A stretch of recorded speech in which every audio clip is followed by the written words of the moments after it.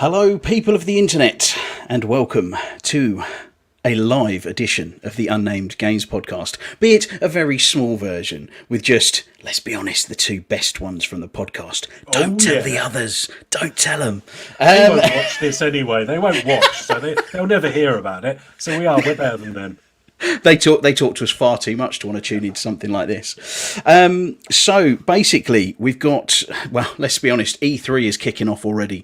We've had various announcements of different live streams. So what we thought we'd try and do is, getting completely new to us, live stream some of this content. So me and Alan are going to have a bit of a chat about a very anticipated title for Alan. He is very excited about this upcoming live stream. Then what we're going to do is, within this stream, switch over to Twitch and actually watch the trailer. And then if you want to hang around afterwards and have a bit of a listen to what our thoughts are, particularly Alan's, which I think is going to be the one to listen for. So yeah, how are you, mate? You all right? Yeah, no, I'm really, really good. Things have been really good today. Completely off topic before we get started. I am coming to you loud and proud from my new, very, very expensive gaming rig.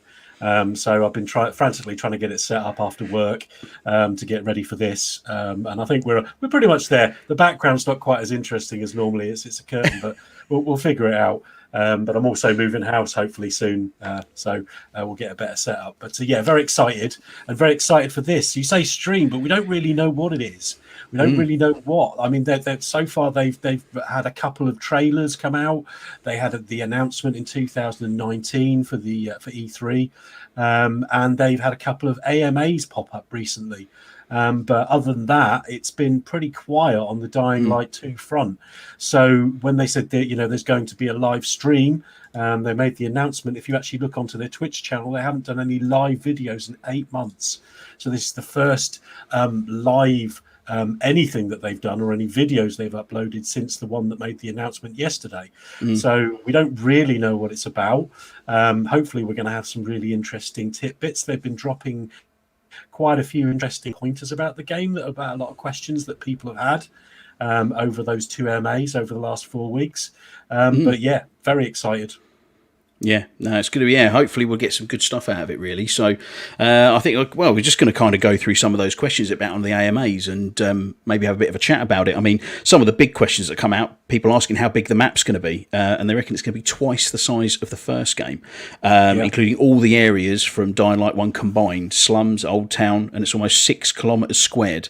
Not including verticality. Well, that's the thing, isn't it? Because, in the original game, we had the slums, and we had the Old Town. In this one, they're saying we've got the Old Town and we've got the Uptown or Downtown, if you like.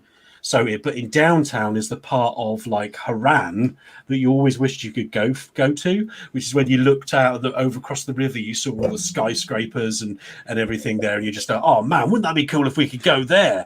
Yeah. Well, apparently, I mean, I don't know whether they're going to be that high, but that's what this new map is. So you've got almost like it's moving on from that first game. The first area is going to be like the second area in the first game, and then the Downtown is going to be all these skyscrapers. So you're going to have this really high amount of verticality where you're going to be.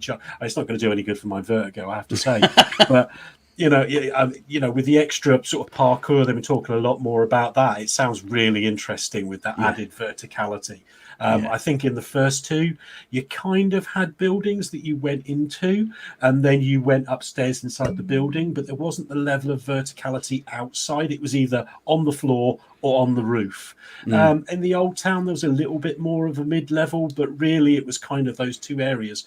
I'm very interested to see what they're going to do with Downtown, whether you're going to have multiple routes, whether you go up 10 floors and, jump down to a building that's across the street, using your grapple hook, Tarzan style, hopefully there'll be something about that in the stream tonight. Yeah, hopefully. I think one of the big things that I picked up from the AMAs was about there's no guns this time, apart from I think there's like a homemade shotgun you can make. It sounds a bit like Doom, like when you have like the flame launcher that just comes off your shoulder, or the grenade launcher in Doom. I'm not saying the game's like Doom. What I mean is the weapon sort of usage. So you have to create it apparently. So you don't just get given it. You Yeah. have to get the components and you craft it. So that's kind of telling us that whole crafting system from Nord 1's still in there and it's still solid. But there aren't going to be those options of finding automatic rifles and things like you had in the first game. And I kind of like that. The game is apparently set much further on in the time frame of this imaginary world where this pandemic, this disease has happened. So, as time goes on, those people who would make guns like this, in all reality, they wouldn't exist anymore. They'd break or they'd run out of ammo because nobody could make it. And, in the end, so it's kind of realistic in that sense. But they were talking in the AMA about the fact you'd have one hand which would kind of have this shotgun, and then the other hand you'd have your machete. Machete, that's a good film. But anyway, that's Machete. Yeah. But yeah, so you've got this kind of combo thing going on. So shotgun to the face and slash with the old machete. And bearing in mind that, you're not just dealing with zombies in this particular, iteration of Dying Light. I mean, the humans, even though we did have those in the first one, I think there's much more focus on those in this game. And therefore that kind of using any weapons to your advantage is really going to be very helpful when you're coming up a group of like humans who are coming at you just as much as a group of volatiles or infected. Yeah. No, sounds good. I mean, one of the big things for me was playing through the first game. I mean, Alan knows this from the times we've played together. I really, really enjoyed Dying Light, but one of the things for me I found it made me quite motion sick, because what they did with that first game was, I mean, graphically, for the time it came out, it was 2015, I think it came out, and it was, I mean, it was stunning, the ways that the trees were swaying in the wind and all the particles would fly around. And it was really just so atmospheric. But I found to be able to run that on the Xbox One or the PS4, it was just, they needed so much motion blur. And I swear at times it was running at 10 frames a second, because it just felt so chuggy when you're moving around. And for something that had such fast-paced gameplay where you're clambering up fences and through windows and having hand-to-hand combat, I could only play it for a little while. It really made me feel nauseous. Bless you, mate. You're so sensitive. I know. I'm a sensitive little bunny. But one thing I noticed with Dying Light 1 is recently they've done FPS boost on it. On the Xbox. And I thought, you know what, I'm going to download it again and have a little blast. And by Joe, it's like a brand new game. I mean, yes, people who played it on PC will have experienced it 60 frames a second. But with that FPS boost and the power behind it, you just don't notice all that motion blur. You don't notice that slowdown, that screen tearing when it's going. And I was like, oh man, I just wish it was like that when I first played it. And it almost got to be to the point, depending what happens tonight, I may even jump back in and start that game up again. Well, we've now got the Platinum Edition, isn't it? That's just been released this week. Yes. Dying Light, which has got all of the content that you've had, the add-on pack. I can't remember what the one where you drove around in the farmland was called. The Following. The Following, yeah. So it's got that. It's got all the add-ons, all the different weapons that you had added in. Hell of a lot of content with the FPS boost that you were just talking about. And I think it's about 25 squids. Yeah, I think so. I think it's normally going to be, I believe, about 90 or even 99 possibly. Yeah. It was only a brief look I saw just before I came on, because we'd all just finished work and then rushed around, had dinner just to jump on for this tonight. So but I think it's around about right. It's still such a solid game. You're at 25 quid, you're buying that and you're getting all that quality content. It is absolutely, and there isn't anything else out there like it. That's the honesty part about it. You can go out there, the parkour. There are plenty of zombie games out there, but nobody does the parkour thing like Dying Light does. And I was playing it at the beginning of the year with my friend Jules, and we were just, it wasn't like you weren't sat there thinking, oh, this is an old game, this is not great. And then you came on and felt a bit queasy and had to leave again. But other than that, if we did that now, you can have 3 or 4 people in there. It's a fantastic multiplayer game, so much fun, definitely worth the money. Yeah.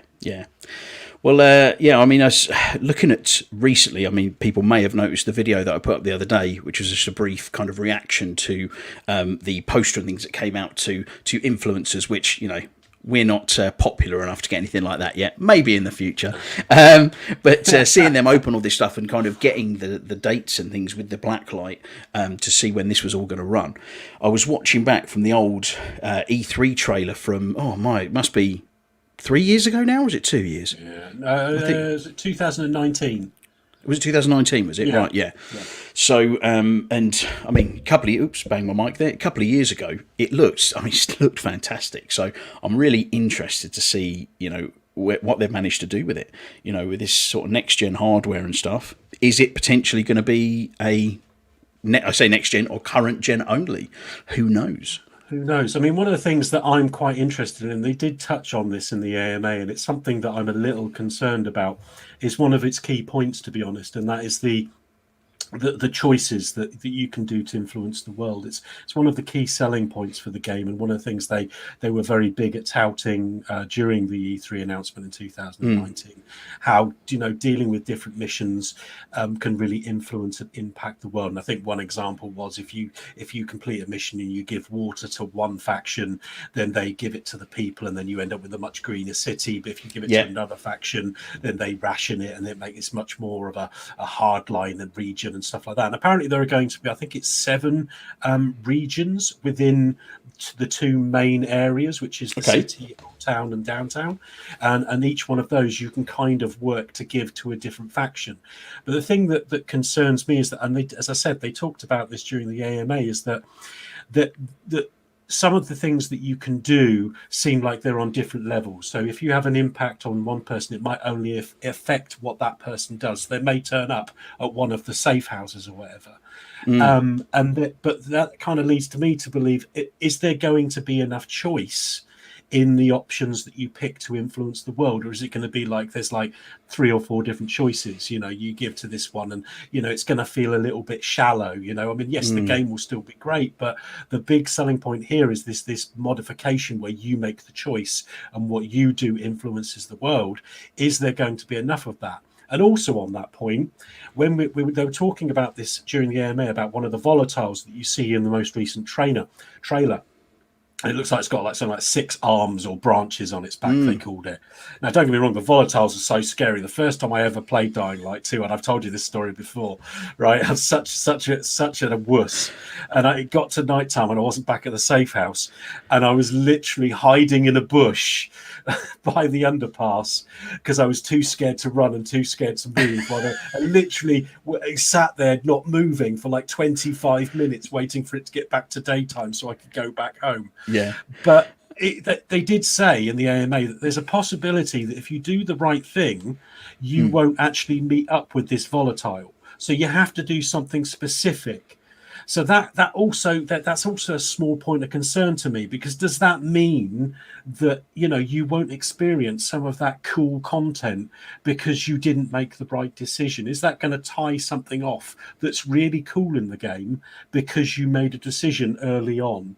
Or is there going to be no option?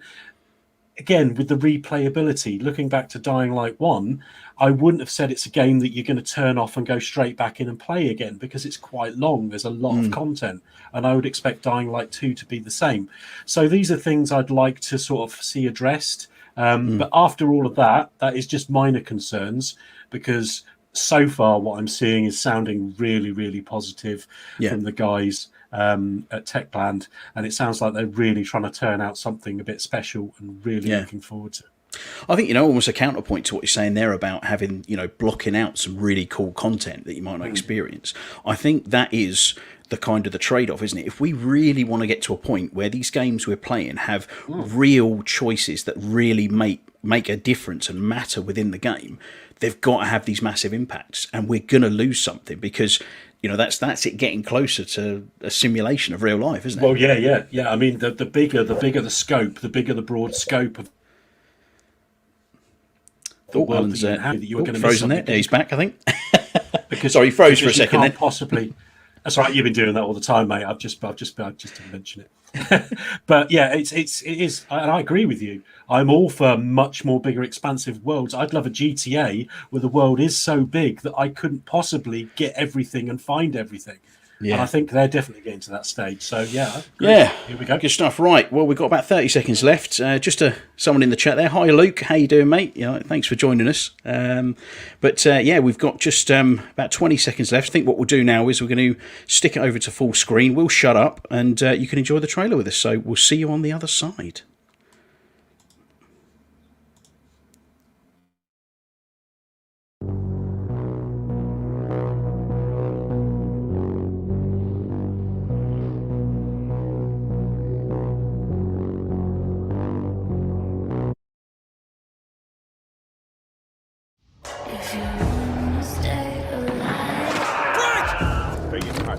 Now run!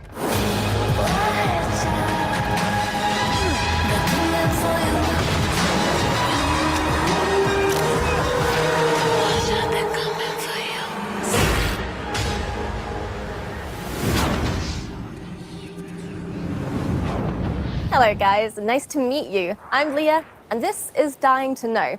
If you're dying to know what's going on in the world of Dying Light 2, then you're in the right place. Here we'll be showing you all the news, the latest from the Dying Light world. We'll be announcing a few contests, we'll be talking to developers, and probably most importantly, we're going to be showing you a brand new gameplay trailer where you can see the current state of the Dying Light 2 game. But first, there's someone here I need to introduce you to. It's Aidan Caldwell.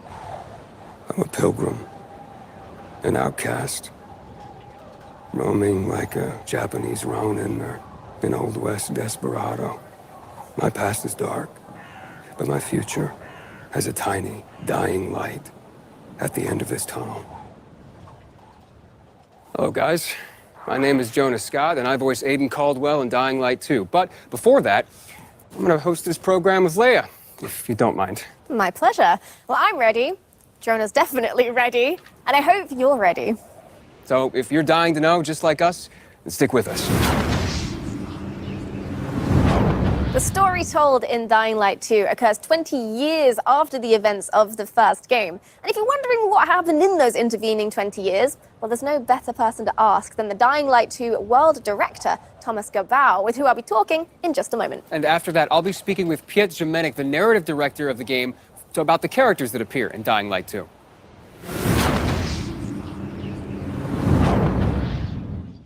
Welcome to the show, Thomas. So the first question I have for you today is, do I need to have played Dying Light 1 to sort of understand what's happening in Dying Light 2? No, actually, you don't. Like you mentioned before, our game takes place some 20 years later, in a world where humankind has lost the war to the virus. So, Right. in a way, you could say that Dying Light 2 takes us to the world beyond the apocalypse. Intriguing. All right, tell me more, please.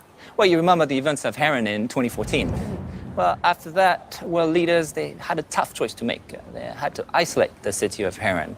Right. For that, they created an exclusion zone. Like in Chernobyl, only a lot more people were left to die inside the walls. Yeah, right. So they just isolated the entire city. And did it help? Did it stop the virus? Yeah, for a while it worked. Enough for everyone to forget about it, at least. Only in secret, a handful of scientists continued to study the virus. You know, manipulating its DNA, creating new strains. They were looking for commercial military applications. So, you know, they're doing it for the money, really. Yeah, of course. So what happened next? Well, next, the shit hit the fan. By Christmas 2021, one of these mutated strains escaped from a level 4 laboratory located near Geneva. We don't really know if this was accidental or not, but this time the virus was much faster than any government. Before the world could react, civilization was on the brink of collapse. People were dying in the streets, capital cities were burning. By the end of 2023, 98% of the population had been lost to the virus. There was a few settlements remaining, but only one city was still standing. The last bastion of mankind, our city, Villador, aka the city. Right, so Villador is what we have left. So that's everything that's happened outside of the city. What actually happens inside Villador?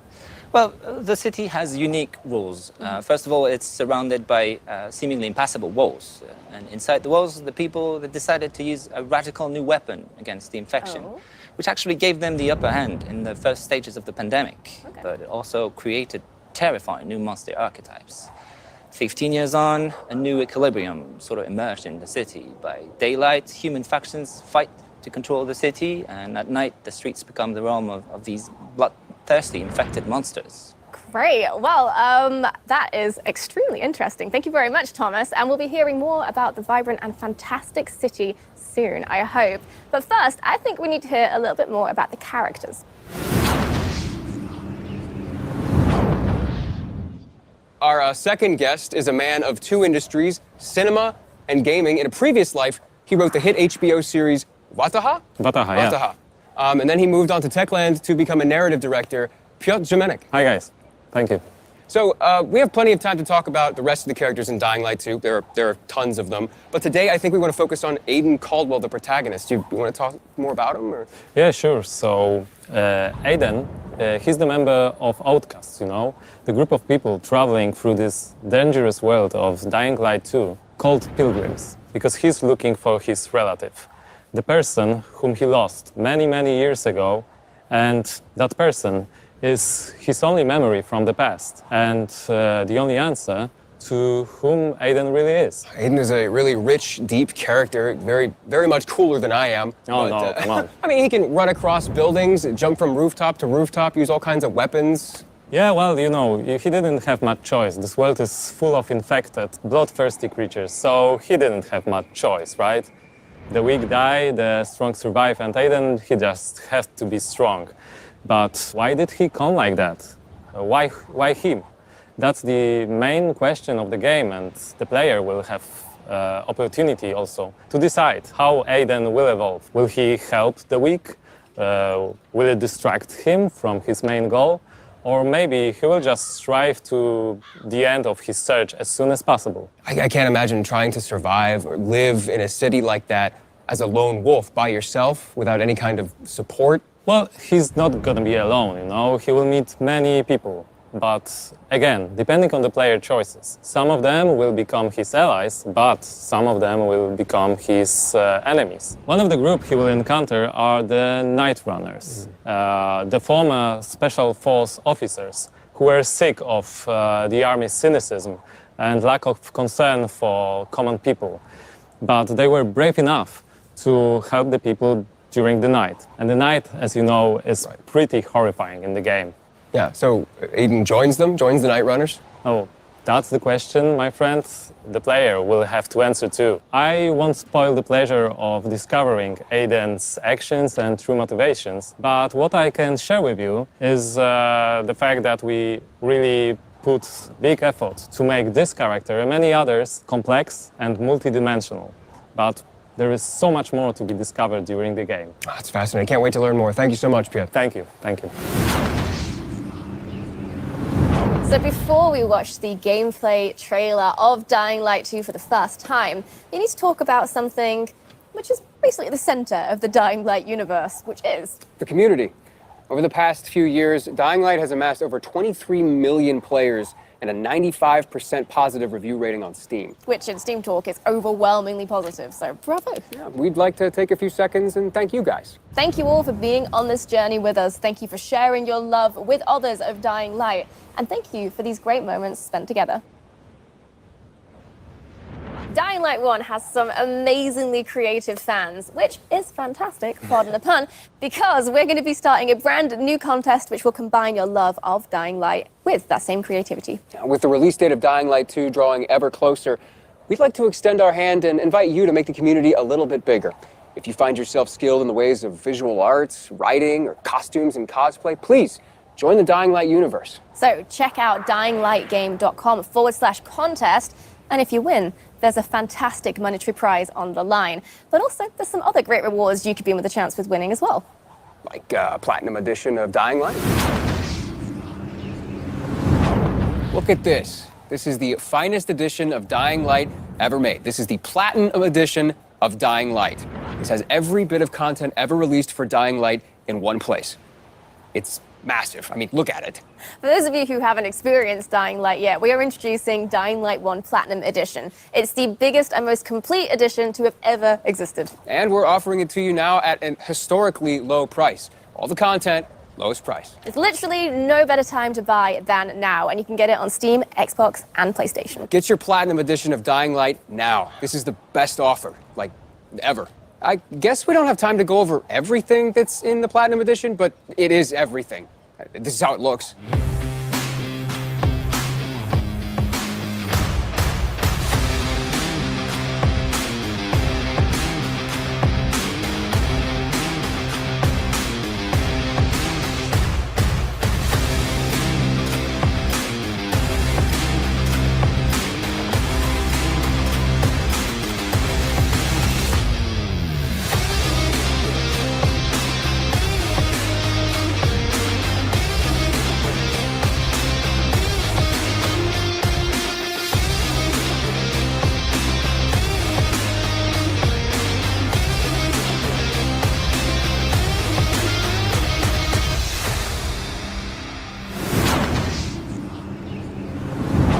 Okay, so I'm excited because you guys are in just a second gonna see the official gameplay trailer for Dying Light 2. And then after that, we're gonna interview some of the devs that made it possible.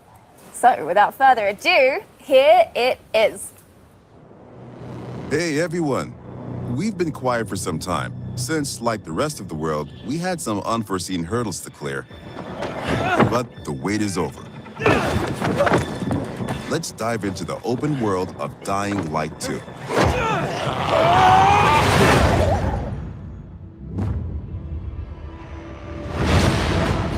The last slice of Dying Light 2 showcased the mission from the main storyline.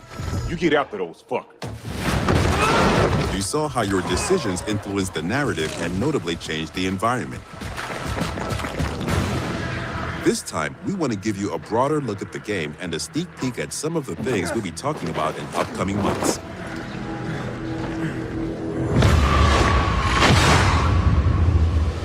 In Dying Light 2, you become Aiden Caldwell, an outsider trying to unravel a tangled mystery from his past. Its trail leads him to the city, probably the last bastion of mankind in the world. Oh, shit!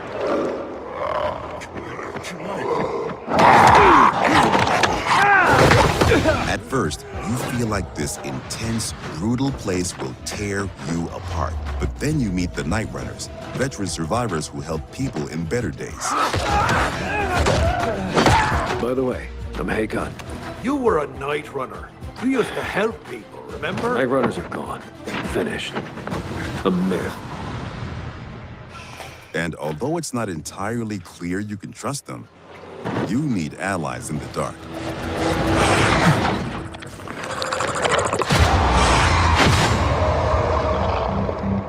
And these are the modern Dark Ages. It's been 15 years since the apocalypse and the world has changed. The old civilization has fallen, but a new one has been built on its ashes. People fight desperately for scarce resources. Rules are broken, and weakness is punished. She's innocent! 3 factions struggle for position in the city. Survivors pride themselves on being able to adapt to any circumstances and cobble together safe zones almost everywhere. Peacekeepers, loyal soldiers who want to impose their version of law and order and trample all in their path. Renegades, ex-prisoners serving their ruthless colonel, seeking to become sole rulers of the city. Where is Waltz? Make him talk. Use these factions to reach your goal. Help or harm them to reshape the city to your liking. Just remember, each faction contains complex characters. Nosy Parker, ain't ya? Got some kind of bad habit of yours? So, will you follow cold calculation or your heart? The Bazaar needs good people. Help us and you'll find a home here. Some in the city offer no chance for an alliance. Bandits, outlaws, and common thugs live only to plunder and kill, plunging the streets into chaos. Yet, nightfall scares all of them equally.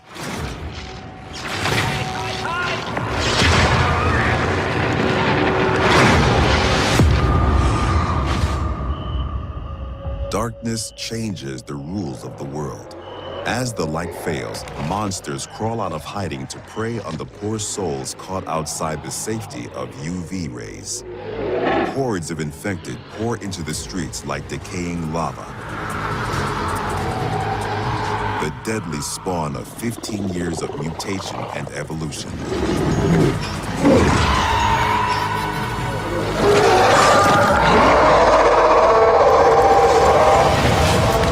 Your only escape? Exploit the city's verticality and flee to the roofs. Though even there, you are never safe from swift and deadly virals.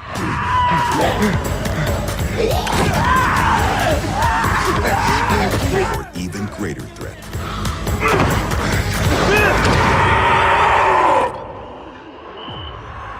Yet night brings opportunity as well. Nests rife with infected during the day now lie empty. To explore them, you must tread carefully. But those brave enough to face the terrors of the night can loot a jackpot.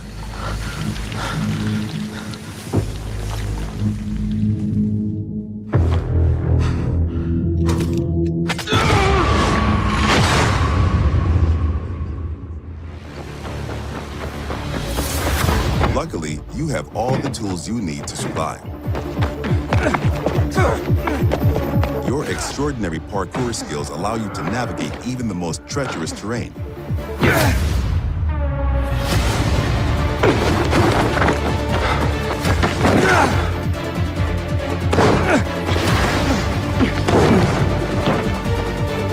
On the roofs, you can count on your parkour acrobatics to save your life.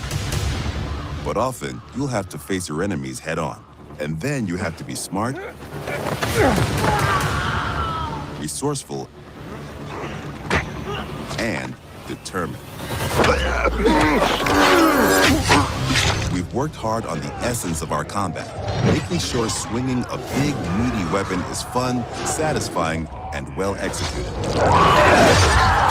But even the most brutal fights can be tactical as well. You have multiple ways to hone your skills toward the gameplay style that suits you best. It's up to you if you focus mostly on mobility and parkour, or aggressive, blunt force combat, or a crafty approach where the tools you've created get the job done. Every ability you learn can be a game changer and possibly a new favorite move. Things move fast and quick in Dying Light 2. Each moment matters. Each move could mean triumph or defeat. Choose your actions and friends carefully. Everything you do in the city can reshape the gameplay environment, change the course of the narrative, and decide the fate of the city's residents. But most importantly, you decide your own fate as well. You're about to turn. Make sure to stay human.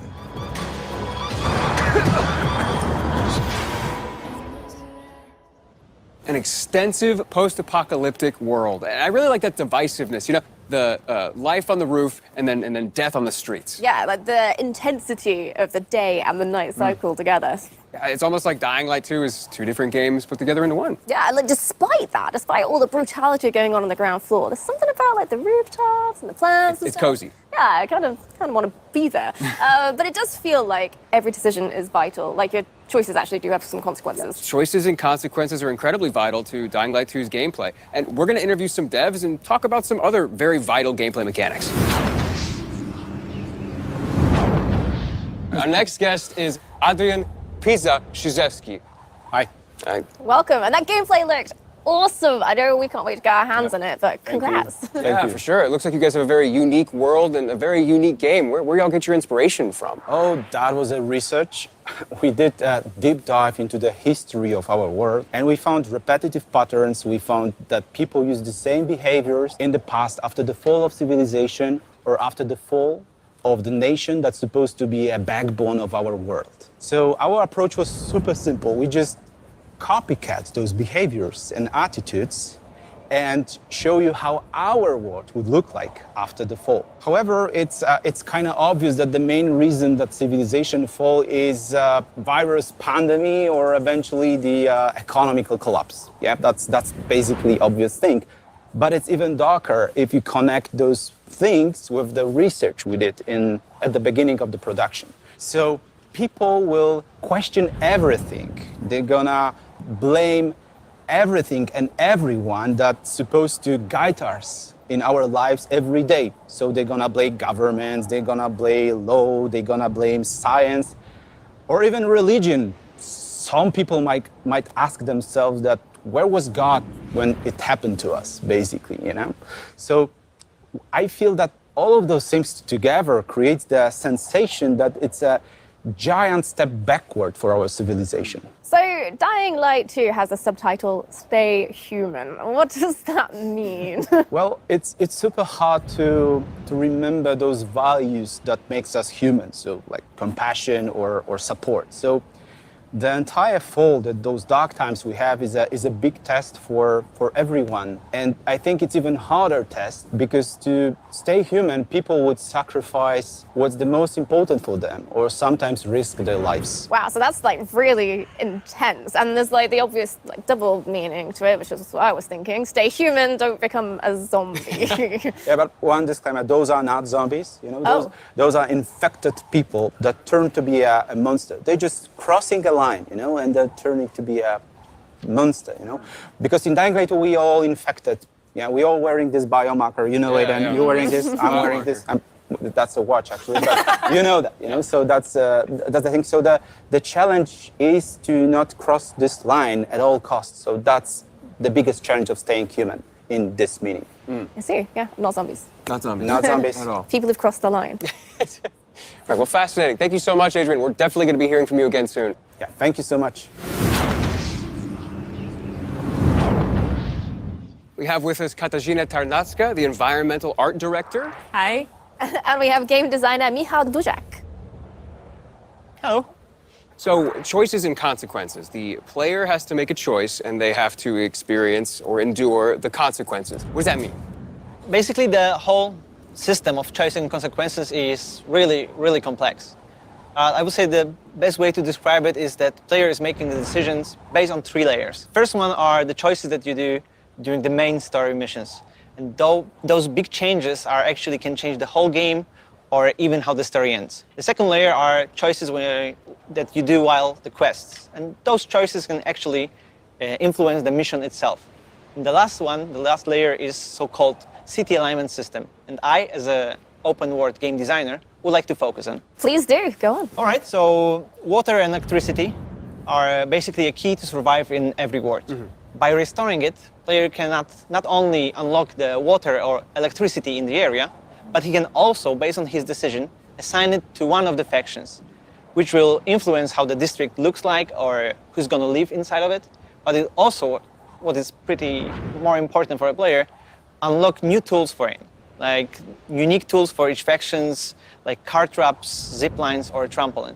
That player can use in exploration to deal with bandits or infected, or simply to move faster through the city.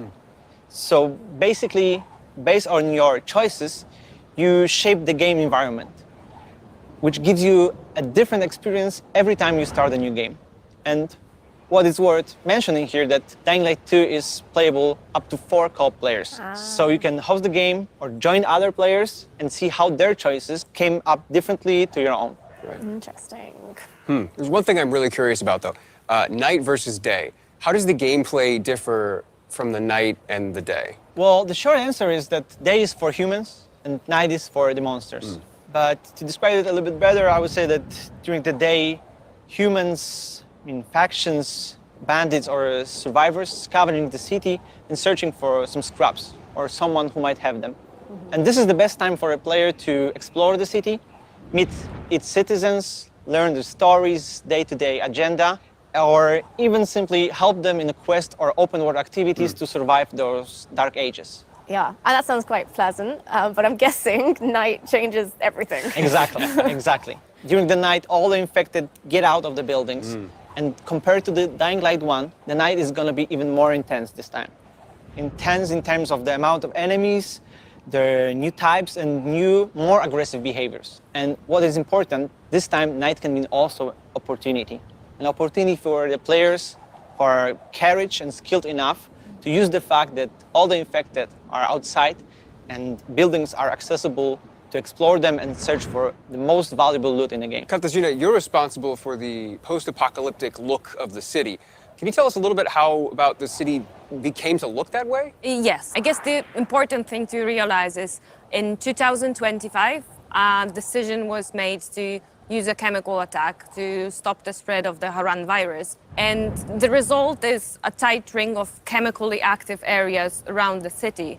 Some of the chemicals have gotten into the groundwater and spread under the surface, killing every living plant and every living thing in its reach. What it means for the city is that the street levels are virtually dead. The soil is unable to sustain any life, any plant. And the street level is a domain of the monsters, just decaying in every aspect. Wow. So it sounds like there's just no healthy organic life down there at all.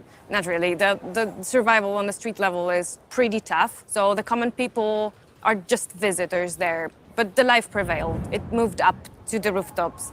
And this is where the plants are flourishing and blooming in the post-apocalyptic landscape. And this is where people build and develop the new world of Dying Light 2. Electricity producing windmills and safe zones for the player. And in a way, in a metaphorical sense, the rooftops are the new default ground floor, the level 0. And trip to the streets is, in a way, a trip underground, a -1 of sorts, just the corpse of a lost civilization.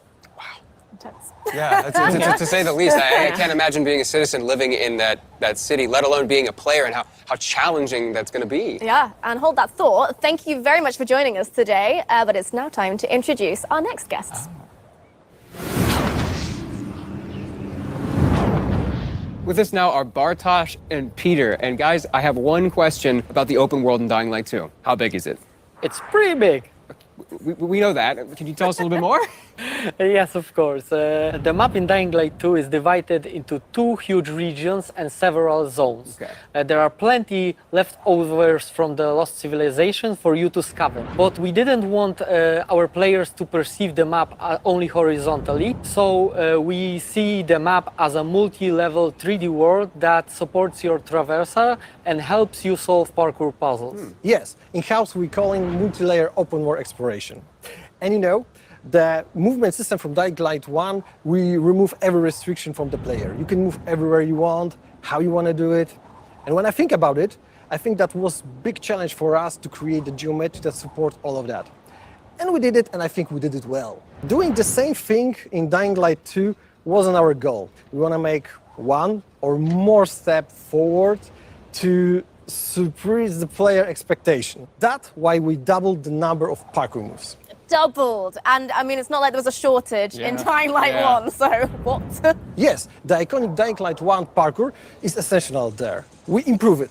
We double the number of parkour moves. The players will see over 3,000 different parkour animations. Wow. From the basic move, through the tricks, to the small little tasty details there that you can see it. Okay, well, unfortunately, I'm going to have to stop you there, but don't hate me because in the next episode, we're going to be talking more about parkour and how the team have managed to make an authentic urban running experience in Dying Light 2. Yeah, thank you guys so much for the information. Bartosz, Peter, it's been a pleasure. Thank you. Thank you very much.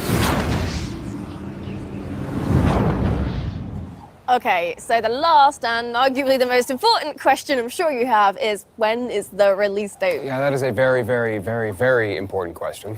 And luckily, we have the answer. And that answer is the 7th of December. Waited years to say that out loud. And now that we know the release date of the game, it's time for you to go pre-order it. Go to dyinglight.com/pre-order, select your platform, and then hit pre-order. And there you go. Congratulations. You just pre-ordered one of the most anticipated games of this year. Go you.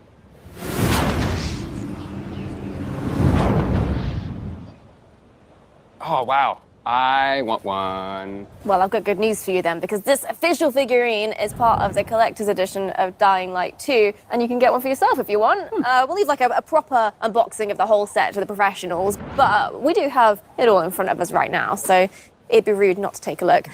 You get, in the collector's edition, a concept art book full of stunning artwork from the game. You get this steel book, which will have your game inside it, of course. And you get this interesting little sort of UV flashlight. So, yeah. Cool. It looks like there's all sorts of vanity elements in here, too, like some legendary skin packs, as well as all sorts of digital elements. For more information on these digital elements, please visit the pre-order website. I want this. And I want Dying Light 2. Kind of thought you'd say that. Well, if you're feeling the same way, then I've got good news, because you can pre-order the collector's edition.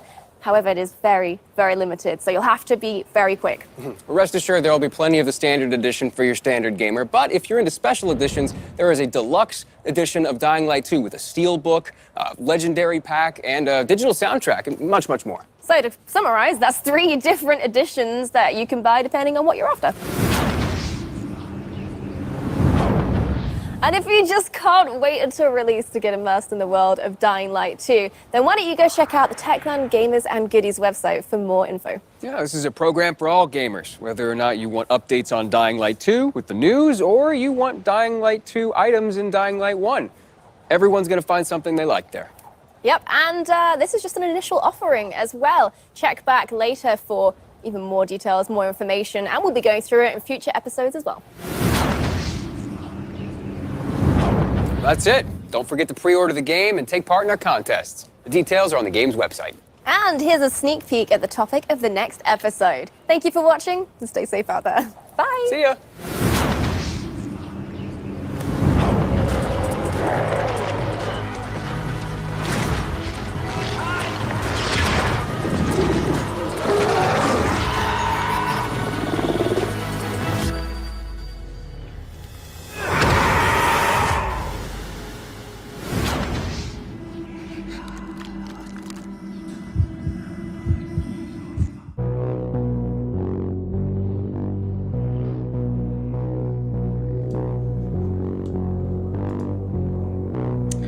Well.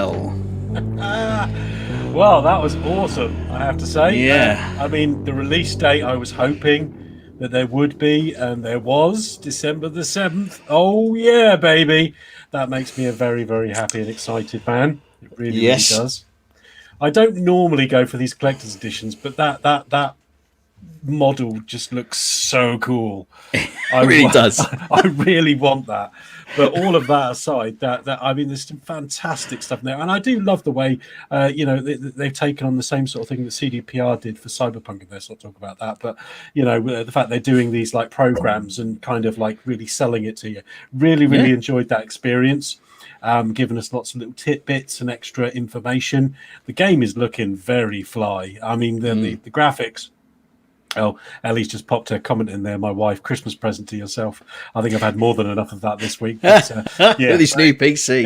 Yeah, that's a lot of money. But might be 6 months from now, I might have paid some of that off. So, but yeah, I mean, gameplay wise, graphics wise, everything just seems at the moment to be really looking fantastic. And they did allay some of my fears, and I think somebody on the chat, Luke, actually brought it up where I think we mentioned it at the beginning where we were talking about, is it going to be too big? Is there going to be so much? And quite frankly, I kind of, after your comment, I kind of veer a little bit more to what you said. I played Dying Light 1. I think it's about 3-4 total playthroughs, with a fifth which I never completed, because I just enjoyed it so damn much. So if this game is as good as the first one, then and you've got in that added value thing of you can just play it and get a completely different story and a different ending and different turnouts to quests and relationships with people, then that's even more of an incentive to dive back in again and play it, which adds to the replayability on my side. And if it's a big game, that's great, because if it's a great experience, I've got no issue with that personally. What do you think? Yeah, it's got, I mean, if it's a good story and it's got real choice that actually makes a difference, it's going to draw you back in again. We've talked recently on various podcasts and just individual shows about the Mass Effect Legendary Edition. That's the first game I think I've probably finished 5 times now, just because the story is so great. It just draws you back in. Yes, it's possibly not as big as what Dying Light 2 would be, but, if you're going to have those really impactful choices, it's going to draw you back in again. A couple of things I sort of picked up on there I just kind of wanted to talk about, really. I mean, first off, the bow and arrow looked wicked. That looks cool. So good. yeah, definitely. I'll be rubbish at it. I'm always rubbish at bow and arrows, but it's still good fun, even if I miss the zombie heads by about half a foot each time. Yeah. I think Ellie also mentioned about the Spartan kick as well. Yeah, and he's talking about double the amount of parkour moves, which is fantastic. I mean, that is, as I said before we started, that's one of the best parts of that makes Dying Light stand out from its peers and its contemporaries in the same genre, is that parkour and how you feel like when you get into the swing of it. Obviously at the beginning of Dying Light 1, you're a bit like a 12-year-old with a crutch, and you can barely make it over over a fence.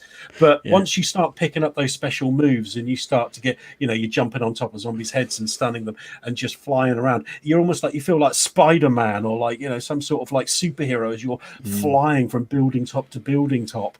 And that is just fantastic to hear. They've even improved and elaborated on that. That makes me very excited. I can't wait to be jumping across very, very high gaps and not looking down. Yeah, I think the fluidity of the animation, and like I say, adding all of these extra parkour moves in. I mean, if they've streamed them all together as well as I could see from that trailer, it was seamless. Just so beautiful, absolutely stunning, and also from a lot of the NPCs as well. From the infected, to the other humans, the way that they moved and they were dodging out the way of attacks and things like that. Look, that scene where he turned around and the zombies were the one ran around the corner. Not zombies, remember. Sorry. See, I thought that was rather interesting as well. I was going to mention that because it sounds like we've got lots of different varying stages of infection. So, and I think we kind of had that in the first one. You had the ones that kind of would speak to you and then mumble, and then you'd kind of walk up to them. Then suddenly they turn around and parkour. Thank you, Luke. And then they suddenly turn parkour. And then suddenly, they turn around and start running at you and attack you, and you're like, "Oh my god!" Because they actually acted slightly human. So it's not like this is brand new, but I do like that idea of having, the different stages of infection as they move towards becoming a volatile. But that scene was just awesome, where he basically turned around and one ran around the corner, another one jumped in, and then all of a sudden, and they're coming out, and I'm thinking, Jesus! I mean, if that's me in that situation, I'm reload. I'm a dead mofo. But playing with a spare pair of pants. It looks absolutely fantastic. There's nothing in that disappointed me at all. I can't rate it enough. The alignment system, I think, was also interesting. I think they talked about the layers that we talked about at the beginning, where we were talking about how the game, the choices that you make influence the game world. And all that was really interesting. So you've got like the main story, which can have an impact on the actual story and the game ending. But then you have ones that are just dedicated to quests that have an impact on a much smaller scale. And then outside of all of that, you've then got this alignment system, which we touched on with the 7 regions within the 2 areas, downtown and what was the other one? The 2 places within the city, and whatever you do within that alignment system, like giving different like supplies, logistics, water, and electricity to those areas to certain factions has an impact. So I like the fact that they've kind of separated those two, and you're almost playing like a game of like, you're giving certain parts of the city to some factions to get bonuses from them, and other parts of the city to other factions, so you get their bonus. So it sounds almost a bit strategic as well. There's an element of strategy in there as well. So fantastic. Yeah, good stuff. And I guess the final thing I kind of wanted to touch on was before we wrap up, 7th of December. Yeah, is that soon enough for you? Still a long way away, but all credit to Techland. This is another developer that turned around and said, "You know what? Actually, we're not ready, and we're not going to be ready, and we're not going to give you a release date because we'd just be lying. We don't know. We've got things to sort out, and we want to make sure this game is right." And there were some rumors about trouble back at up at the office and stuff like that.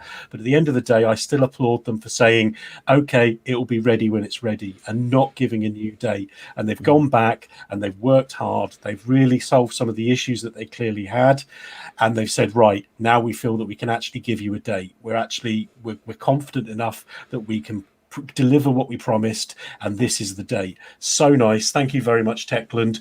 But 7th of December does seem a long way away. Something nice for Christmas. Yeah. Cool. Right. Well, I think we'll probably wrap up there. I think the only thing I wanted to add in there was I'm quite fancy going back, downloading Dying Light 1 and installing that Hell Raid DLC, the dungeon crawling one. I've never played that. That does look a lot of fun. We might have to do a Let's Play for that, because that looks good fun. Good stuff. Cool. Right. Well, thank you, everybody who's tuned in and watched.